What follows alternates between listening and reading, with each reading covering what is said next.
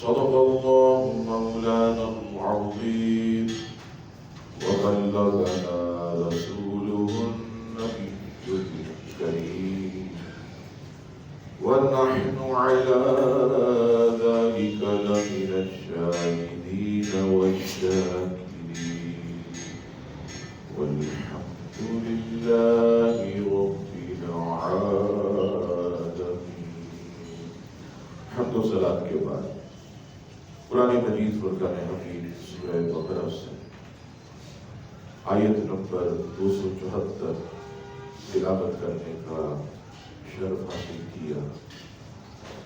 عزیزان گرامی، آپ جانتے ہیں کہ شیطان انسان کا کھلا ہوا دشمن ہے، اور اس دشمن کی نشاندہی اللہ تبارک و تعالی نے اپنے کلام میں بھی فرمائی، اور اس دشمن کی نشاندہی رب کریم اپنے کلام میں فرمائے تو ہم مسلمانوں کو حقیقت میں اس سے بچنا چاہیے.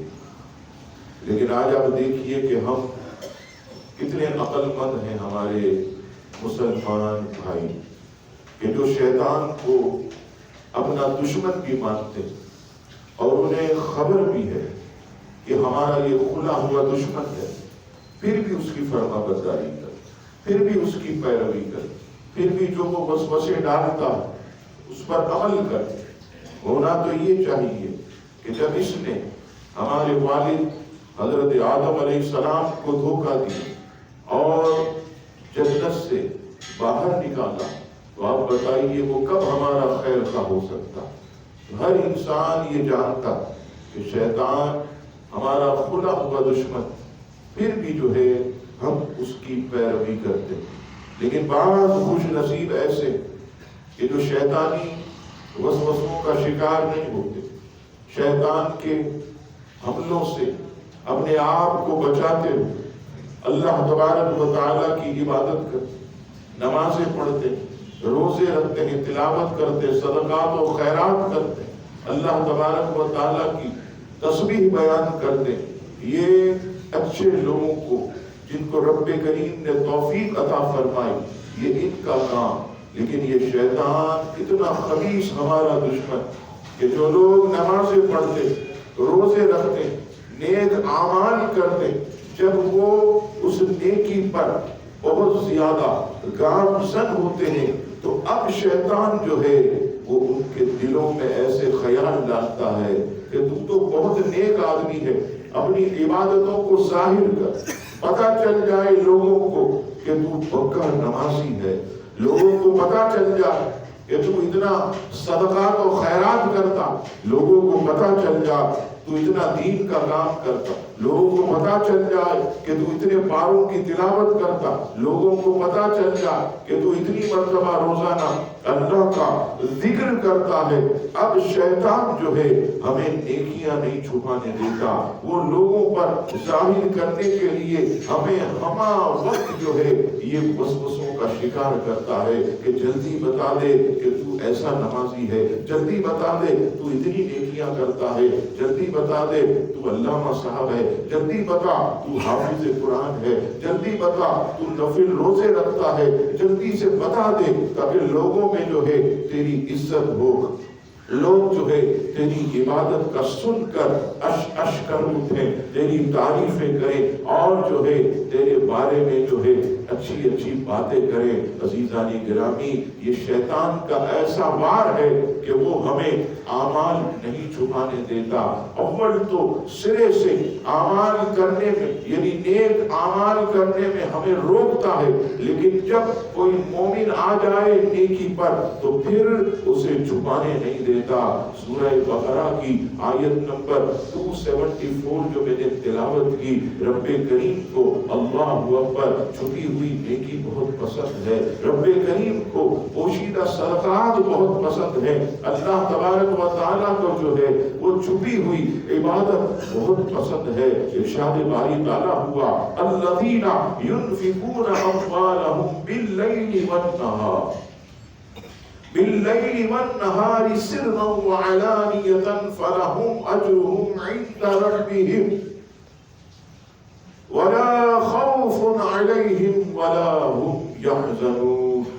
ترجمہ، وہ جو اپنے مال خیرات کرتے ہیں رات میں اور دن میں، چھپے اور ظاہر، ان کے لیے ان کا نیک یعنی اجر ہے ان کے رب کے پاس۔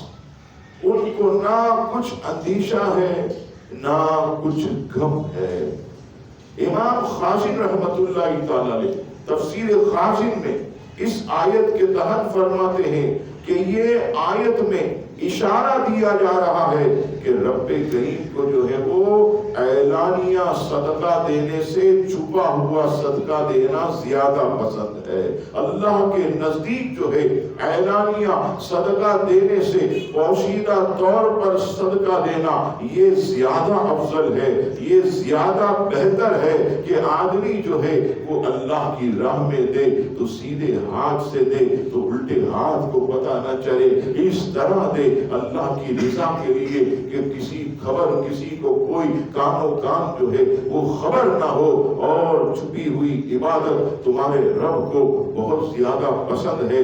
اسی طرح رب کریم نے جو ہے سورہ بقرہ کی آیت نمبر 271 میں بھی اس کو بہت پسند کیا کہ مومن کی نیکی چھپی ہوئی ہو، اس کا صدقہ چھپا ہوا ہو، اس کی خیرات چھپی ہوئی ہو، وہ جو نیکی کرے تو کسی کو پتہ نہ لگے۔ چنانچہ ارشاد باری تعالیٰ ہوا ان تبدوا الصدقات فنعما هي وان تخفوها وتؤتوها الفقراء فهو خير لكم ويكفر عنكم من سيئاتكم والله بما تعملون خبير۔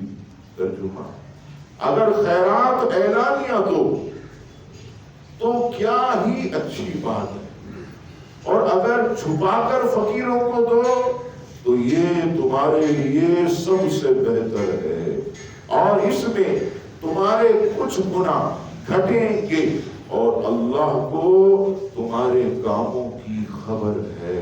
عزیزانی گرامی، اس آیت میں بھی اللہ تبارک و تعالیٰ نے فرمایا کہ اعلانیہ دو، اچھی بات ہے، ہماری راہ میں دیتے رہو، لوگ دیکھے، دل کے اندر تمہارے ریاکاری نہیں ہے، تسنع نہیں ہے، کوئی ایسی چیز نہیں ہے، نیت تمہاری اچھی ہے تو تم جو ہے وہ اعلانیہ بھی دے سکتے ہو، لیکن فرمایا جو تم چھپ کر دو گے وہ زیادہ بہتر ہے، اور اس سے تمہارے گناہ جو ہے یہ گھٹیں گے، اور تمہارے کاموں کی تو رب کو سب خبر ہے۔ تم اگر اعلانیہ دو تو بھی اسے خبر ہے، تم اگر چھپا کر دیتے ہو تو بھی تمہارے رب کو خبر ہے، وہ تو تمہارے نیت کو دیکھتا ہے، اس کے سامنے تو تمہارا اخلاص ہوتا ہے کہ تمہارے اندر کتنی للہیت ہے، تمہارے اندر جو ہے اللہ تبارک و تعالیٰ کی کتنی رضا ہے جو تمہارے دل کے اندر ہے، وہ سب جانتا ہے، تمہارے کاموں کی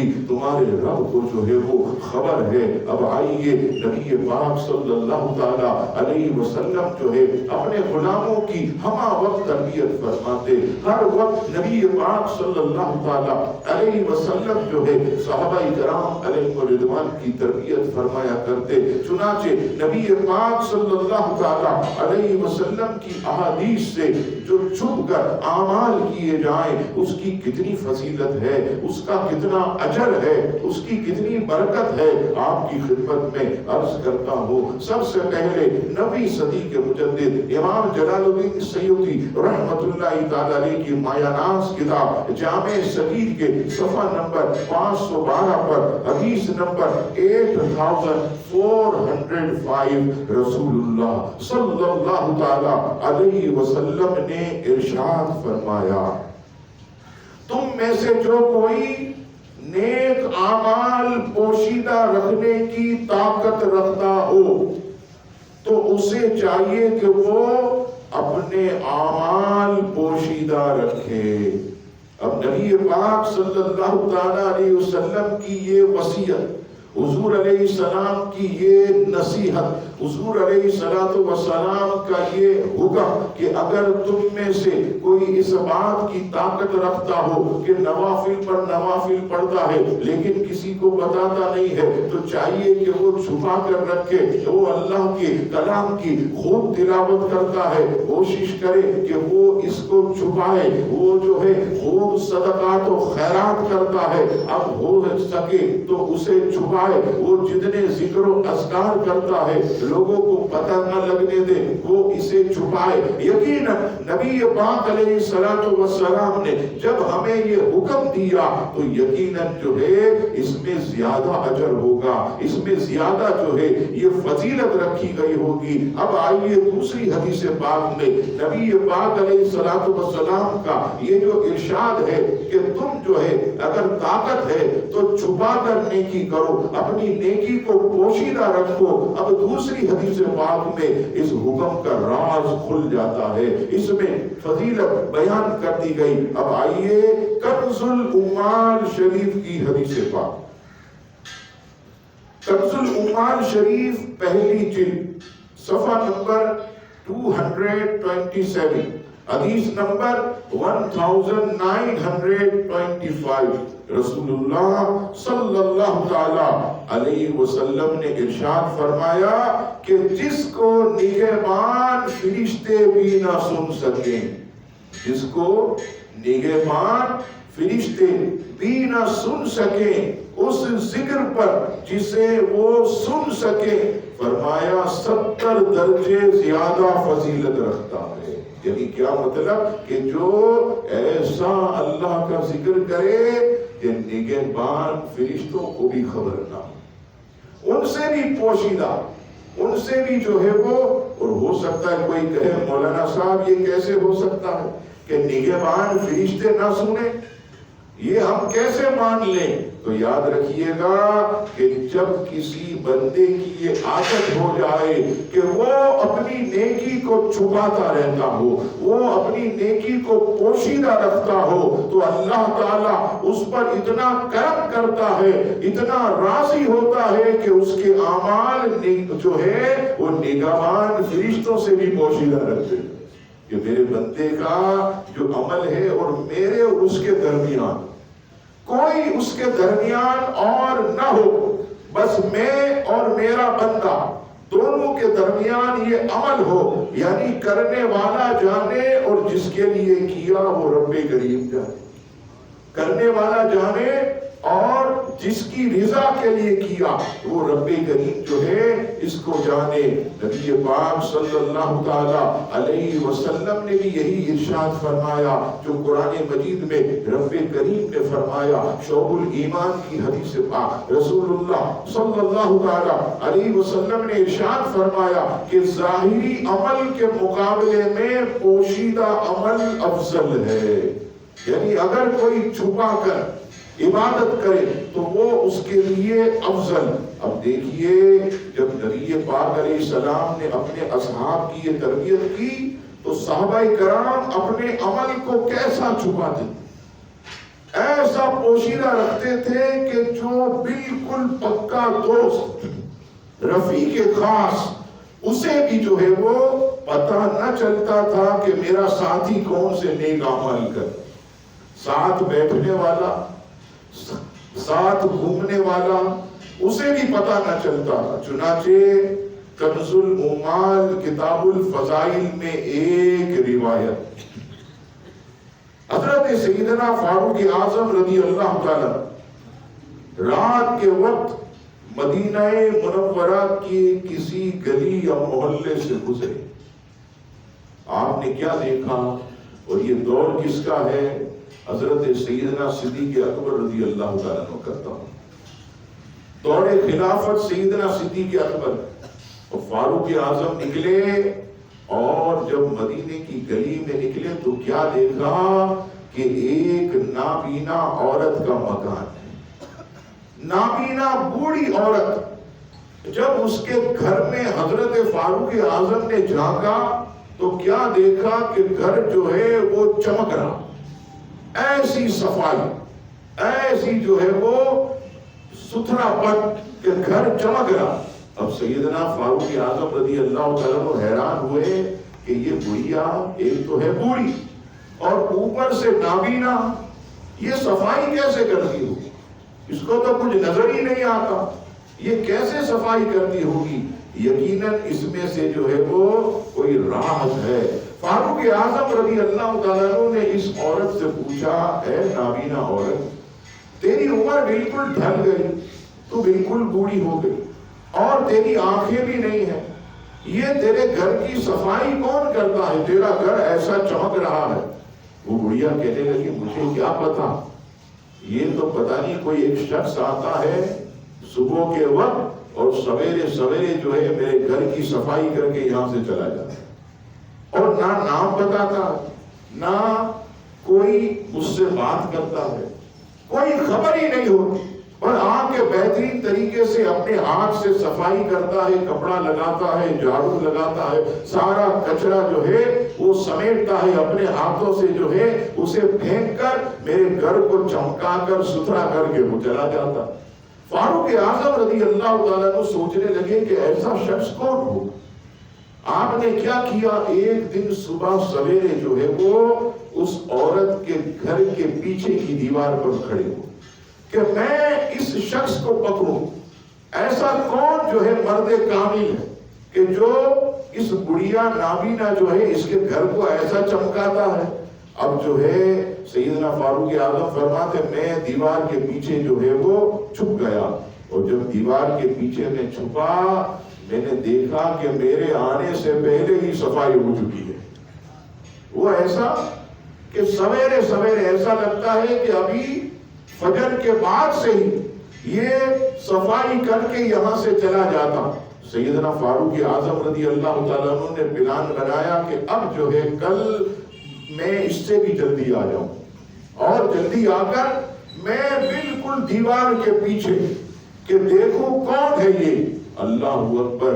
اب دوسرے دن سیدنا فاروق اعظم جو ہے وہ بڑی جلدی جو ہے اس دیوار کے پیچھے آئے کہ دیکھوں فجر کے بعد کون مرد کامل آتا ہے۔ اللہ اکبر۔ فاروق اعظم دیکھ رہے ہیں، اتنے میں اللہ اکبر آپ کی آنکھیں کھلی کی کھلی رہ جاتی ہے، آپ حیران رہ جاتے ہیں جب آپ نے جھانک کر دیکھا ایک شخص آتا ہے، مبارک لباس اس نے پہنا ہے، اور اندر جب وہ داخل ہوتا ہے صفائی کرنے کے لیے، فاروق اعظم جب اس کا چہرہ دیکھتے ہیں تو آپ کی چیخ نکل جاتی ہے کہ آئے یہ تو امیر المومنین سیدنا صدیق اکبر ہے۔ فاروق اعظم صدیق اکبر امیر المومنین نائب رسول ساتھی مزار اور ساتھی غار کو جب دیکھتے ہیں تو کہتے ہیں اے امیر المومنین، آپ نے تو اپنی رعایا کے ساتھ ایسا حسن سلوک کیا ہے، اپنی نیکیوں کو آپ نے ایسے چھپایا ہے کہ یا امیر المومنین آپ نے بعد میں آنے والوں کو مشکل میں ڈال دیا۔ اللہ اکبر۔ یہ دیکھیے کہ کتنے عرصے تک پتہ ہی نہیں چلنے دیا کہ اس بوڑھی عورت کے گھر کی صفائی جو ہے یہ سیدنا صدیق اکبر رضی اللہ تعالیٰ عنہ کرتے ہیں۔ اور آج ہمارا حال دیکھیے، ایک نیکی ہو جائے تو فوراً جو ہے عزیزان گرامی حکمران جو ہے یہ سلائیں چلانا شروع کر، فوراً اخباروں میں سرخیاں دینا شروع کر دیں۔ حکمران، ارے ظالموں، وہ صدیق اکبر کا جو تم نے واقعہ سنا ہے حقیقت میں یہ ریاست مدینہ، یہ ریاست مدینہ ہے جہاں ہر بوڑھی عورت نابینا اور رعایا کا خیال رکھا جاتا تھا، ظلم و ستم نہیں کیا جاتا، ان کو تکلیف نہیں پہنچنے دیتے تھے ہمارے امیر المومنین۔ تو اس سے پتا چلا کہ حقیقت میں وہ ریاست مدینہ تھی۔ نبی پاک علیہ السلام نے اپنے صحابہ کی ایسی پیاری تربیت کی کہ صدیق اکبر رضی اللہ تعالیٰ عنہ نے اپنا یہ عمل جو ہے عزیزان گرامی پوشیدہ رکھا۔ اب آئیے صحابہ کرام کو دیکھ کر ہمارے بزرگان دین نے بھی ایسے ایسے اعمال کیے کہ وصال کے بعد پتا چلتا کہ فلاں مرد کامل جو ہے یہ کام کیا کرتے۔ یہ اچھے کام کیا کرتے تھے۔ چنانچہ بہت بڑے محدث اور امام اعظم ابو حنیفہ رحمۃ اللہ تعالی علیہ کے شاگرد خاص حضرت عبداللہ ابن مبارک، کوئی معمولی آدمی نہیں ہے۔ حضرت عبداللہ ابن مبارک حضرت امام اعظم ابو حنیفہ کے صف اول کے شاگرد، اور مقام کتنا بلند۔ میں دو روایتیں صرف عرض کرتا ہوں۔ حضرت عبداللہ ابن مبارک ایک مرتبہ راستے سے جا رہے تھے، اپنی کیفیت کے اندر سامنے سے ایک نابینا آتا ہے اور نابینا کو پکڑ کے پوچھتے ہیں، نابینا مانگ کیا مانگتا ہے؟ نابینا کہتا ہے حضور نابینا کیا مانگے گا؟ دو آنکھیں مانگے گا۔ حضرت عبداللہ ابن مبارک نے ایسے ہاتھ اٹھا دیے، ہاتھوں کو بلند کیا، اے مولا اسے آنکھیں عطا کر دے۔ ابھی ہاتھ نیچے بھی نہ آئے تھے کہ نابینا کی آنکھیں روشن ہو۔ یہ عبداللہ ابن مبارک، اور جب آپ امام اعظم کے مدرسے میں پڑھنے جاتے تھے چھوٹی عمر میں، اس وقت آپ کا مقام کہ آپ کیا کرتے؟ امام اعظم ابو حنیفہ کے مدرسے میں جب پڑھنے کے لیے جاتے تعلیم حاصل کرنے، تو واپسی میں جو ہے تھوڑی دیر ایک باغ کے اندر آرام کرتے، باغ کے اندر تھوڑی دیر لیٹ جاتے۔ جیسے آپ نے دیکھا ہوگا کہ طلبہ مدرسے سے فارغ ہو کر تھوڑی دیر پارک وغیرہ میں گھومنے کے لیے پھر جو ہے وہ ٹہلتے ٹہلتے گھر پہ آتے ہیں۔ اب ایک دن کیا ہوا، بڑی تاخیر ہو گئی۔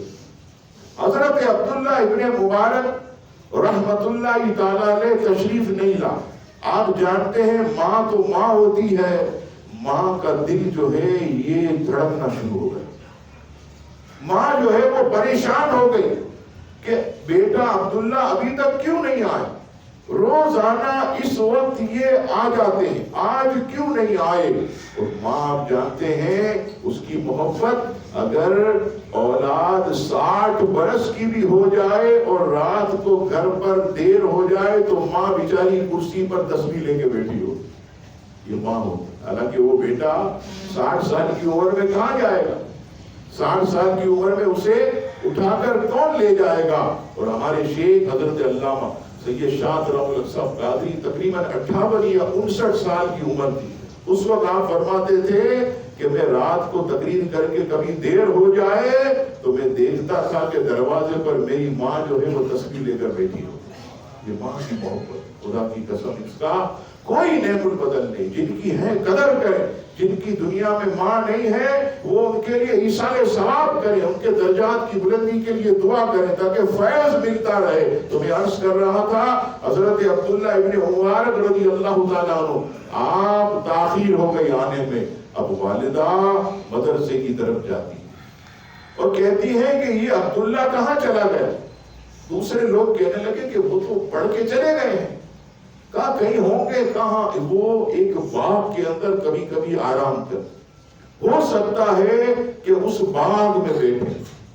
والدہ نے پوچھا وہ کہاں ہے باغ؟ کہاں؟ وہ گھر کے راستے میں۔ حضرت عبداللہ ابن مبارک علیہ رحمہ کی والدہ اس باغ کی طرف جاتی، اور جیسے ہی باغ کے اندر جاتی ہے حیرت ناک منظر دیکھتی ہے کہ اللہ اکبر، حیرت ناک منظر یہ کہ حضرت عبداللہ ابن مبارک بڑے مزے سے درخت کے نیچے چھاؤں میں لیٹے ہوئے ہیں، اور یہ جو سانپ ہے جو انسان کو ڈستا اور اسے ڈس کر ختم کر دیتا، والدہ حیران ہو گئی کہ عبداللہ ابن مبارک بڑے مزے سے لیٹے ہوئے ہیں اور سانپ جو ہے اپنے منہ کے اندر گلے ریحان کی ٹہنی لے کر ایسے مکھیاں جل رہا، ایسے مکھیاں جل رہا۔ یہ حضرت عبداللہ ابن مبارک کا مقام، یہ امام اعظم کے خاص شاگرد۔ تو بتائیے کہ جب شاگرد کا یہ عالم ہے تو استاد امام اعظم کی عظمت ہوگا کیا؟ امام اعظم کی شان کا کیا عالم ہوگا؟ اب آئیے حضرت عبداللہ ابن مبارک رضی اللہ تعالیٰ نے کئی شہروں میں سفر کیا ہے۔ ایک مرتبہ طرطوس کے علاقے میں آپ نے سفر کیا، وہاں پر ایک مسافر خانہ جو ہے اس میں جو ہے وہ آپ قیام کرتے۔ آپ جب قیام کرتے تو وہاں ایک رہنے والا نوجوان، اسے پتا چلتا کہ بہت بڑے محدث اور امام اعظم کے خاص شاگرد حضرت عبداللہ ابن مبارک جو ہے یہ مسافر خانے میں تشریف لائے ہیں تو وہ فوراً حضرت سے ملنے کے لیے حاضر ہوتا اور مل کر آپ کے پاس بیٹھتا، کچھ اچھی باتیں کرتا۔ جب بھی حضرت عبداللہ ابن مبارک آتے تو ایسا ہی یہ کرتا۔ اب کہ جب حضرت عبداللہ ابن مبارک آئے تو وہ ملنے کے لیے نہیں آیا، کافی دن رکے لیکن وہ نہیں آیا۔ لوگوں سے پوچھا، اے لوگوں، یہ فلاں نوجوان میرے سے ملنے کے لیے آتا، یہ اس دفعہ ملنے کیوں نہیں آیا؟ اتنے دن ہو گئے، حالانکہ اس کو خبر مل چکی ہے۔ لوگوں نے کہا حضور اس کے اوپر جو ہے 10,000 درہم کا قرض تھا، وہ بیچارہ لوٹا نہیں سکا، اب اس کو جو ہے وہ پولیس یعنی سپاہی پکڑ کر کے لے گئے اور اسے جیل میں بند کر دیا۔ اب اس کے پاس 10,000 درہم ہے نہیں، اب وہ کیسے رہا ہو؟ اللہ اکبر! حضرت عبداللہ ابن مبارک نے جو ہے وہ تفتیش کی کہ یہ کون ہے جس کا پیسہ 10,000 درہم۔ اب آپ نے تفتیش کرتے کرتے اس شخص کے پاس پہنچ گئے کہ جس سے اس نے قرض لیا تھا۔ اب اس کے بعد جا کر کہنے لگے کہ فلاں نوجوان کو تو نے جیل میں بند کروا؟ کہا ہاں امام صاحب 10,000 درہم قرض ہے، وہ دے نہیں رہا، اس کے بعد ہے نہیں، میں نے اسے جیل میں بند کر دیا۔ اللہ اکبر! حضرت عبداللہ ابن مبارک نے اپنے پلے سے 10,000 درہم دیے، کہا یہ لے اور اسے چھوڑ دے، یہ لے اور اسے چھڑوا دے۔ اب اور کیا کہا تجھے میں اللہ کی قسم دیتا، یہ دیکھیے چھپی نیکی، 10,000 درہم دے کے کہا وعدہ کر اور میں تجھے اللہ کی قسم دیتا کہ جب تک میں زمین پر زندہ ہوں میری یہ نیکی کسی کو مت بتانا، میری یہ نیکی کسی کو مت بتانا، چھپا کے رکھنا۔ اب یہ 10,000 درہم ملے، ادھر یہ نوجوان جو ہے وہ رہا ہو گیا۔ رہا ہونے کے بعد اسے پتا چلا کہ حضرت عبداللہ ابن مبارک تشریف لا، فوراً مسافر خانے میں آیا۔ وہ آخری دن تھا حضرت عبداللہ ابن مبارک کا طرطوس کے اندر۔ آپ نے کہا ارے نوجوان کہاں چلے گئے تھے؟ جیسے خبر ہی نہیں، بیٹا کہاں چلے گئے؟ اتنے دن ہم رہے یہاں، تم ہم سے ملنے بھی نہیں آئے۔ کہا علیجہ کیا بتاؤں، میرے اوپر تو 10,000 درہم کا قرض تھا۔ اچھا پھر کیا ہوا؟ کہا وہ کسی اللہ کے بندے نے قرض اتار دیا، تب میں جا کر باہر آیا ہوں، لیکن آخر تک یہ نہیں بتایا کہ وہ میں تھا۔ لیکن وہ نوجوان کہتا ہے کہ جس دن حضرت عبداللہ ابن مبارک کا وصال ہوا اس دن مجھے پتا چلا کہ یہ احسان مجھ پر حضرت عبداللہ ابن مبارک نے کیا۔ دیکھیں کیسے اپنی نیکیوں کو چھپاتے تھے۔ امام زین العابدین رضی اللہ تعالیٰ عنہ کی سیرت میں نے پڑھا، حضرت امام جعفر صادق رضی اللہ تعالیٰ عنہ جو ائمہ اہل بیت، فرزندان اہل بیت، خاندان رسول کے عظیم جو ہے فرزند، اللہ اکبر، ان کے بارے میں پتا میں نے پڑھا کہ یہ کیا کرتے تھے، ہر مہینے جیسے ہی نیا مہینہ شروع ہو، جیسے آپ جانتے ہیں 3 تاریخ، جیسے ہی نیا مہینہ شروع ہوتا اسلامی، وہ کیا کرتے کہ راشن کے جو پیسے ہوتے ہیں ایسے جو ہے وہ دھاگے سے باندھ کر لوگوں کے گھروں کے اندر ایسے پھینک کر چلے جاتے، ایسے باہر سے ایسے پیسے دھاگے سے باندھ دے، اور باندھنے کے بعد ایسے اوپر سے پھینکا اور اپنے گھروں پر چلے گئے۔ ارے جب حضرت امام جعفر صادق کا وصال ہوا، امام زین العابدین کا جب وصال ہوا، تب مدینے میں پتا چلا کہ یہ وہ لوگ تھے کہ جو سینکڑوں گھروں کو اپنے ہی پیسوں سے چلایا کرتے۔ اس کے بعد یہ راز کھلا کہ جب پیسے پھینکنے والا کوئی نظر نہ آیا تو لوگوں نے کہا یقیناً یہ حضرت امام زین العابدین اور حضرت سیدنا امام جعفر صادق رضی اللہ تعالیٰ عنہ کا یہ عمل تھا۔ تو عزیزان گرامی، ان بزرگان دین نے جو ہے وہ اپنی نیکیوں کو جو ہے وہ ہمیشہ چھپایا۔ اب آئیے اب ترغیب و ترہیب کی حدیث پاک، حضرت ابو دردہ رضی اللہ تعالیٰ عنہ سے روایت، رسول اللہ صلی اللہ تعالیٰ علیہ وسلم نے ارشاد فرمایا بے شک عمل کر کے اسے ریاکاری سے بچانا عمل کرنے سے زیادہ مشکل ہے. یعنی اچھا عمل کر کے اسے دکھاوے سے بچانا یہ عمل کرنے سے زیادہ مشکل. اور آدمی کوئی نیک عمل کرتا تو اس کے لیے ایسا نیک عمل لکھ دیا جاتا ہے جو تنہائی میں کیا گیا. اور فرمایا اللہ تعالیٰ یہ تنہائی والے عمل کو، چھپے ہوئے عمل کو، عمل تو ایک ہوتا ہے لیکن رب کریم نامہ اعمال میں 70 گنا اس کے اجر لکھ دیتا، 70 گنا اس کے اجر لکھ دیتا ہے. اب یہاں پر آخری میں جو چند منٹ ہیں عزیزان گرامی وہ آپ کی خدمت میں عرض کروں کہ یہ جو اللہ والے تھے، یہ جو اللہ کے نیک بندے، انہوں نے ساری زندگی مخلوق خدا کی خدمت کی، ساری زندگی یہ لوگوں کو نوازتے رہے، ساری زندگی لوگوں کا پیٹ بھرتے رہے. انہی خاصان خدا میں ایک ہستی حضرت قطب عالم شاہ بخاری رحمت اللہ تعالی، یہی وہ لوگ ہیں خدا کی قسم کہ جنہوں نے اپنی زندگی میں اتنا لوگوں کو نوازا کہ ان کی سیرت کے بارے میں نے پڑھا کہ کوئی سائل آپ کے پاس آتا تو خالی نہیں لوٹاتے، نہ ہوتا تو دوسرے سے لے کر بھی سامنے والے کی جولی بھرتے، کوئی خالی جاتا. اور میں نے پہلے عرض کیا آپ کو گزشتہ جمعے کے موقع پر کہ یہ جو اللہ کے ولی ہوتے یہ جب دنیا میں زندہ ہوتے تو قید خانے میں ہوتے، اور جب دنیا سے جاتے ہیں قید خانے سے آزاد ہوتے ہیں تو جب دنیا میں یہ اس طرح آنے والوں کو نوازتے تھے تو انتقال کے بعد، وصال کے بعد ان کی طاقت اور بڑھ گئی. اس سے پتا چلا کہ اب تو اور زیادہ نوازتے، اب تو اور زیادہ جو ہے وہ عطا کرتے ہوں گے. اور حضرت قطب عالم شاہ بخاری رحمت اللہ تعالی علیہ کی شان عظمت دیکھیے، آپ اتنے بڑے مستجاب الدعوات اور اللہ تبارک و تعالیٰ کی بارگاہ میں اتنے مقبول کہ آپ اگر کسی کے لیے دعا کے لیے ہاتھ اٹھاتے تو ہاتھ جب اللہ کی بارگاہ میں بلند کرتے ہاتھ نیچے نہ آتے تھے، اللہ تعالیٰ سامنے والے کی جھولی کو بھر دیتا، اس کی مراد کو پورا فرما دیتا تھا.